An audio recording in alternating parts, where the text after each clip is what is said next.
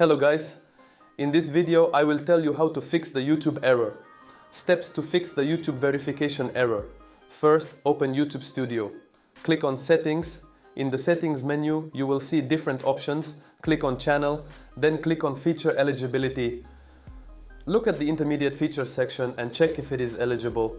Click on Verify Phone Number. Select your country and enter your phone number. Click on Get Code.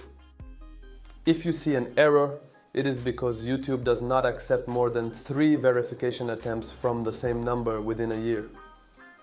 How to solve this problem? Use a phone number that has not been used for YouTube verification before. Try a different SIM card to complete the verification process. Once you enter an unused number, your account will be verified successfully. You can check the verification status in the same menu. That's it. Our work is done. Thank you for watching our video.